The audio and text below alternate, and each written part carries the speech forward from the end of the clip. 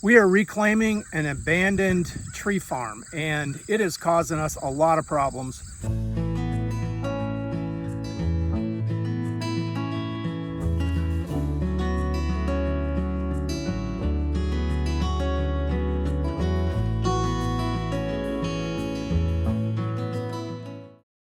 So one of the things we have here is broom sedge, and broom sedge is an indication of low pH or highly acidic soil. Because this had white pine trees on it for a number of years, they dropped their needles on the ground. That acidifies the soil. And so in addition to that, the biggest problem is when they rooted out all the stumps from the trees after they were done pushing them over, it created a bunch of potholes in this field. So what we originally intended to do was make this just a pasture, just mow it, reseed it and everything. But the tractor and the driver are getting beat to pieces because there's so many holes. It's like an obstacle course to get through here. We are going to be here forever, we hope. And so we wanted to start this over and get it fixed right. And so one of the things that we're working on now is to actually plow it, which is not what I'm in favor of. I don't want to normally plow this ground, and hopefully we'll never plow it again. But to reset it, to re-level it, we have to plow it, and then we're disking it multiple times, and then we're box blading it on top of that to get it all re-leveled. That's how rough this land was. And so we have had, I wanted to try a small area. This is about a 3-acre spot here that I started to just see if I could do that and even reclaim this land without getting some bigger equipment in here. And after many hours on the tractor, it is good. And I think we're ready to do one more little touch up with the box blade, and we'll reseed it and add some lime. We're gonna put about 3 tons of lime on this ground and get the soil pH back up to where it needs to be to grow grass healthy. Once we're done reestablishing this ground, we're gonna fence this, and then we're gonna start a rotational grazing process on it. So we'll let nature do more of the restoration of the property over time by just using animals. And that was our original goal, but we had to do this little intervention, and then we'll be good. We are picking up any rocks that could possibly hurt the equipment, getting them out of the way.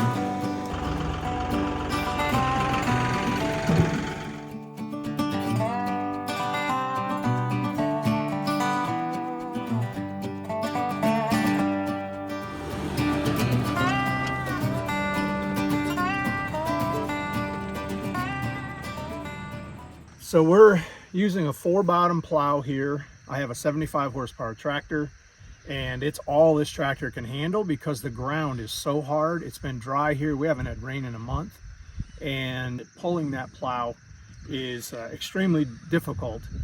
We have to turn the ground over in order to be able to get it smoothed out. And I think we talked about earlier trying to get rid of those bomb craters. Normally we don't want to plow, but in this case we have to reclaim this land. So this is a plowshare right here. This portion is the plowshare, and just had it replaced, and it's already broken here. This ground is so hard, and I must have hit a big hard rock. I noticed when I was plowing up on top here, the entire plow would come up out of the ground, and I think I'm plowing right across bedrock, meaning the soil is only about that deep on top of the rock. And so we're hitting a lot of rock in the ground. That's what it's supposed to look like right here. And obviously it isn't.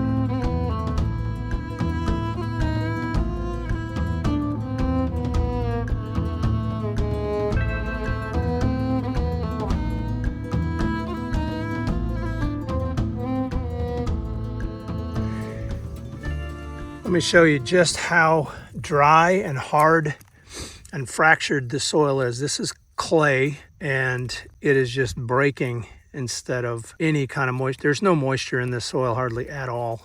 And really hard to run a plow through this. We're breaking it up. And I think it's going to be good once I work it up a number of times with the disc and really get it pulverized like we did over here on this other side.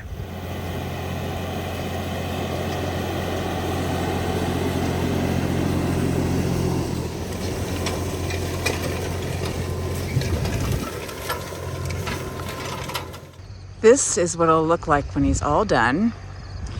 But for now, it's still pretty rough.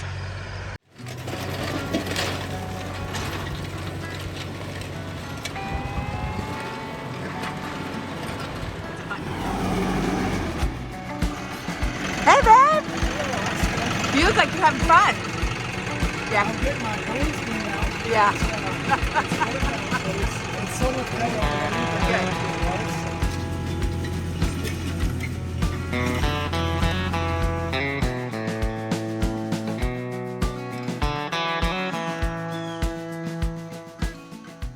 This ground looks so much better. This is amazing. No more big potholes and big rocks and burnt logs. It's awesome. Chuck's done a great job.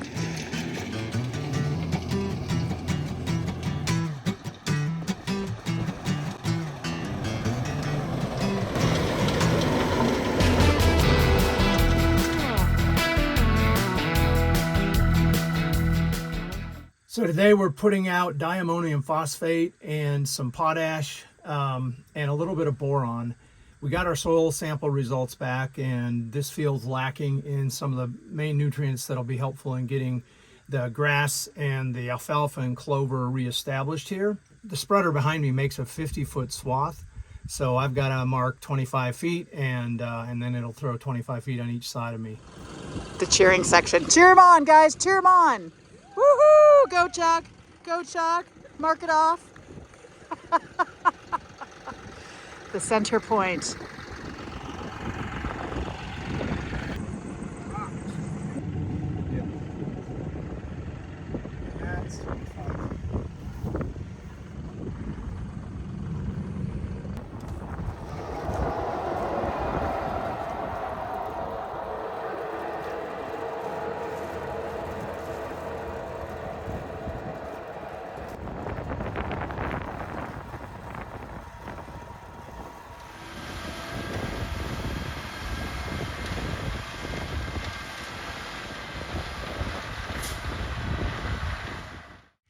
Well, now I'm going to start planting with a grain drill. I'm going to plant the seed.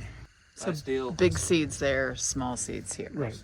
Does it go in at a different depth? It's just a different amount of seed it puts out. Oh, okay. Okay. That makes sense.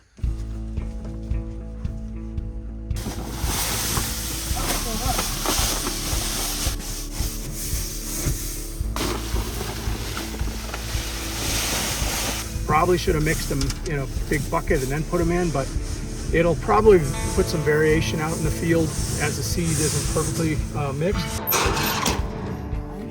This is the wheat. Yep.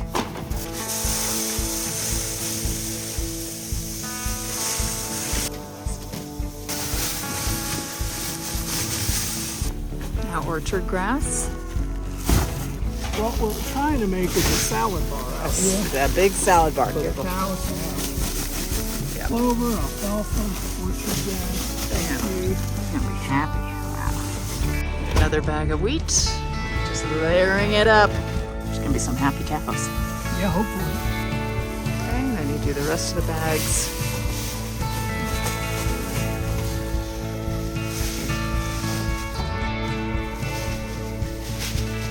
Final bag of wheat. Yeah, that looks pretty good. That's nice.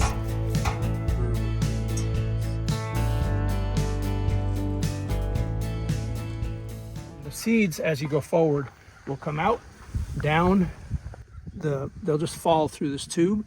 These coulters, they're just offset coulters. So this cuts one side, this cuts another. They're slightly angled, so they cut a slit. and then the seed falls down in between, right in here, and then this packs it. This, I'm ready to go. Lots of them. Hopefully we're all set up.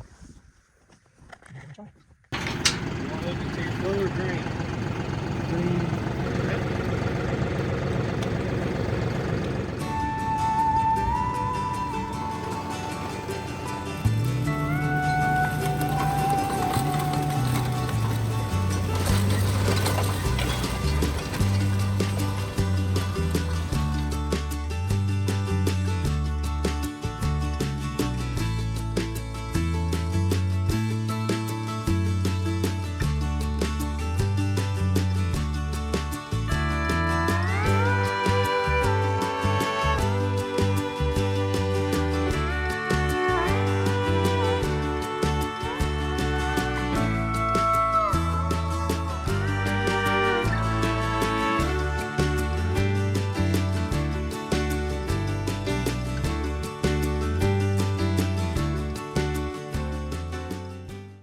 Well, we worked late last night getting this ground planted with the grain drill, and we had perfect timing because the rain came, and it rained a very nice steady rain all night long, all day today. We've had a lot of rain, but not so much that it washed the soil away.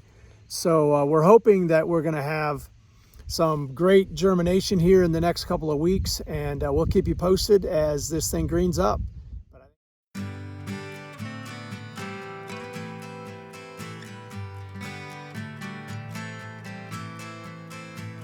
So Brooke and I were out on a walk this morning and decided to come out and check the field 5 days after we planted it. And to our surprise, we found sprouted what looks like, I think, clover or alfalfa and some of the wheat that we planted.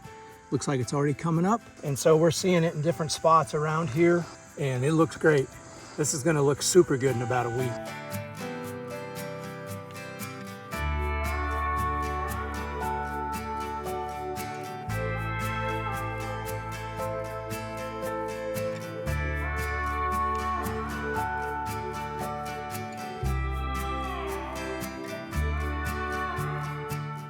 Thanks for watching, and we'll see you again soon.